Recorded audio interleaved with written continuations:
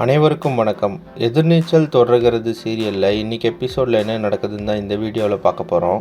ஈஸ்வரி கிட்ட அறிவுக்கரசி பேசுகிறாங்க. என் தங்கச்சி என்ன அவ்வளவா வந்து கல்யாணம் பண்ணிக்கிறேன்னு சொல்லி கேட்டால், உங்கள் வீட்டில் இருக்கவங்க தான் தர்ஷனுக்கு அன்புக்கரசியை கல்யாணம் பண்ணி வைக்கிறேன்னு சொன்னாங்க. அது மட்டும் இல்லாமல் ஆதிகுணசேகரன் அறிவுக்கரசியோட அப்பாவுக்கு சத்தியம் பண்ணதெல்லாம் சொல்லிடுறாங்க. தர்ஷனும் அன்புக்கரசியும் பார்கவி கல்யாணத்துக்கு முன்னாடி சந்தோஷமாக இருந்த ஃபோட்டோவெல்லாம் காட்டுறாங்க ஈஸ்வரி கிட்ட அறிவுக்கரசி. தர்ஷன் அன்புக்கரசி கிட்ட இருந்து பிரேஸ்லெட்டு வாட்ச் எல்லாத்தையும் வாங்கியிருக்கிறாரு. நான் எங்கள் வீட்டு மாப்பிள்ளைக்கு தானே பண்ணுறோம் அப்படின்னு சொல்லிட்டு நானும் எதுவும் கேட்டுக்கல அப்படின்னு சொல்லிட்டு அறிவுக்கரசி சொல்கிறாங்க. நான் ஏன் உங்களுக்கு எல்லாருக்கும் கெட்டவளானே?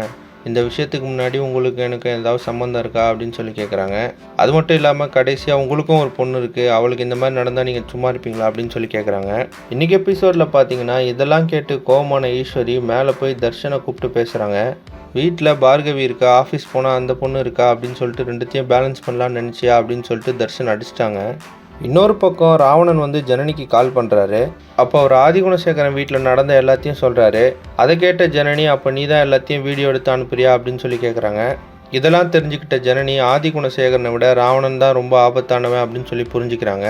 இப்போ ஜனனி, ஆதிகுணசேகரன், ராவணன் 2 பேரையும் எப்படி சமாளிக்க போகிறாங்க அப்படின்றத அடுத்தடுத்த எபிசோடில் பார்த்து தெரிஞ்சுக்கலாம். இந்த மாதிரி எதிர்நீச்சல் தொடர்கிறது சீரியல் அப்டேட்ஸ்க்கு நம்ம சேனலை சப்ஸ்கிரைப் பண்ணுங்கள், ஃப்ரெண்ட்ஸ் அண்ட் ஃபேமிலிக்கு ஷேர் பண்ணுங்கள். நன்றி.